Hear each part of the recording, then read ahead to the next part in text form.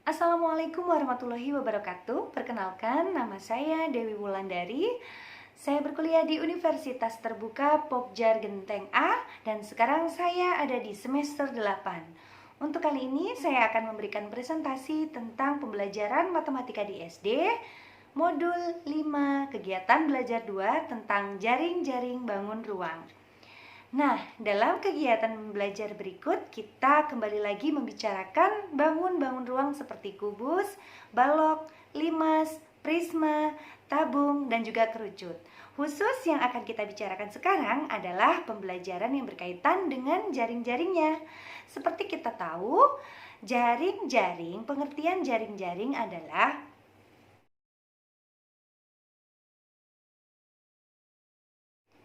jaring-jaring adalah rangkaian daerah segi N yang merupakan hasil bukaan dari suatu bangun ruang.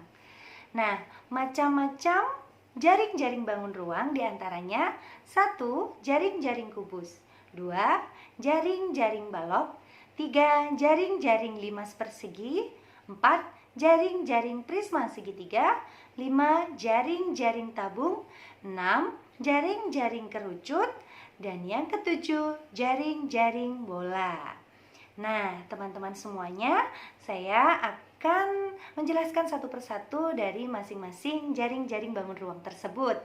Yang pertama, jaring-jaring kubus merupakan 6 daerah 6 persegi. Yang kedua, jaring-jaring balok merupakan rangkaian daerah 6 persegi panjang. Yang ketiga, model-model bangun ruang seperti prisma, limas, dan kerucut dapat dilakukan dengan terlebih dahulu dibuat jaring-jaring dari bangun ruang tersebut dan dengan melekatkan tepi-tepi yang sesuai. Yang keempat, bola merupakan bangun ruang yang dibatasi oleh sebuah sisi saja dan tidak memiliki rusuk.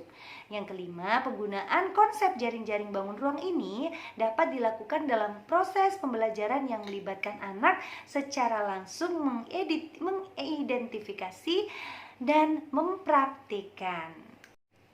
Pada pembahasan selanjutnya, kita akan bicarakan jaring-jaring kubus dan jaring-jaring balok beserta pembelajarannya. Namun sebelum pembelajaran dimulai terlebih dahulu, kita akan mempelajari konsep jaring-jaring itu sendiri. Dengan mudah kita dapat memahami bahwa jika sebuah kubus yang terbuat dari karton diiris menurut rusuk-rusuknya, sehingga terdapat 6 daerah bujur sangkar atau persegi yang membentuk suatu bangun geometri yang dinamakan jaring-jaring. Untuk lebih jelasnya, kita dapat melakukan kegiatan pembelajaran membuka sisi balok atau kotak yang berbentuk kubus dan balok seperti berikut ini.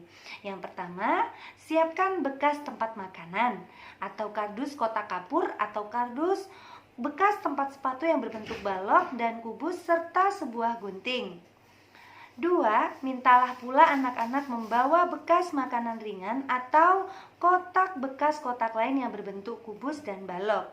3. Mintalah anak untuk memotong sepanjang sisi tepi kotak sedemikian hingga permukaan kotak mendatar berupa rangkaian 6 persegi atau bujur sangkar. Nah, teman-teman, untuk pembelajaran model kubus dan model balok dapat kita lakukan dengan menggunakan kertas, karton, atau kertas tebal dengan peralatan gunting dan lem perekat. Adapun alternatif kegiatan pembelajarannya dapat kita lakukan seperti berikut ini. Yang pertama, mintalah anak-anak menggambarkan jaring-jaring kubus atau balok pada kertas karton dengan ukuran tertentu. Berilah tempat untuk melekatkannya. Yang kedua, mintalah anak untuk menggunting kertas atau kartun itu menurut keliling gambar. Yang ketiga, mintalah anak untuk membuat bangun ruang dari potongan kertas tersebut. Daerah yang diarsil diberi lem, kemudian dilekatkan pada bagian lain. Jadilah sebuah kubus atau balok. Langkah kegiatan 1-3 tersebut dapat pula dilakukan dalam berbagai ukuran untuk dapat membuat model kubus atau model balok. Nah, selanjutnya untuk proses pembelajaran pembuatan model jaring-jaring limas, ada beberapa hal yang perlu kita perhatikan untuk dipahami secara bersama di kelas, yaitu 1. Jika limas dari karton diiris menurut beberapa rusuknya dan direpahkan pada bidang rata, maka A. Semua bidang batas membentuk suatu bangun geometri. B. Tidak ada bagian dari bidang sisi yang saling menutup. C. Rangkaian bangun rebahan itu dinamakan jaring-jaring limas. Lalu yang kedua, cara mengiris limas dari karton tersebut tidak harus menurut rusuk tegak, tetapi dapat juga mengirisnya menurut sebagian rusuk alas. Nah, alternatif lain dari cara mengirisnya dapat dilakukan melalui 1 rusuk tegak dan 2 rusuk alas sehingga kita dapatkan jaring-jaring limas tersebut. Nah, proses pembelajaran selanjutnya adalah proses membuat model limas dan jaring-jaringnya yang terbuat dari karton. Sediakanlah gunting dan perekat untuk membangun kembali limas dari jaring-jaringnya.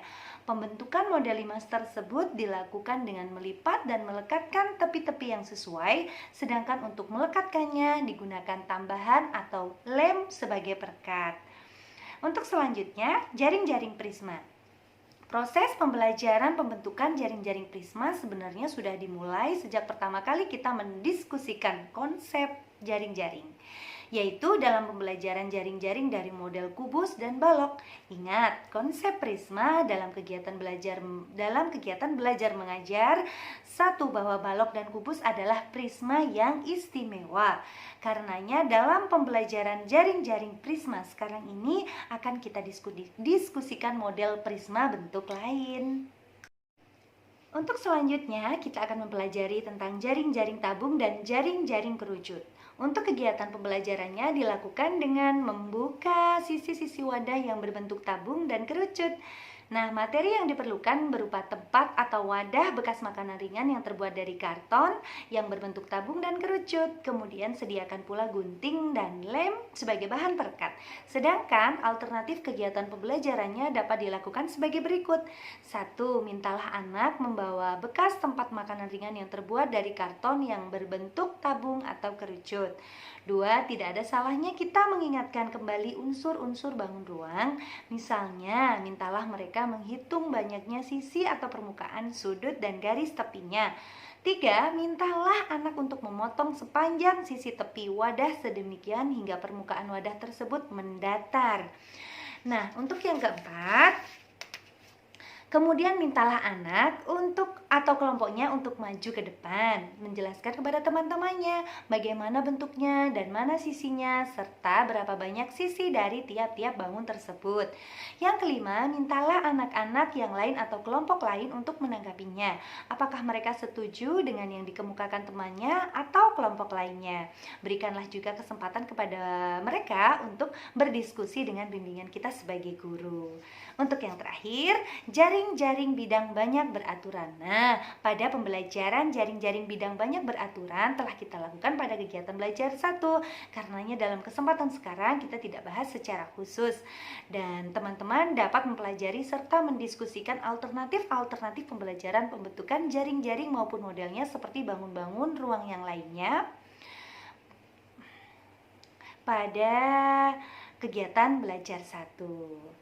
Sebelum saya akhiri presentasi kali ini, saya ingin berterima kasih kepada tutor pembimbing saya yaitu Bapak Edi Wiharjo MPD. Terima kasih banyak atas bimbingannya sehingga saya bisa menyelesaikan presentasi materi pembelajaran matematika di SD.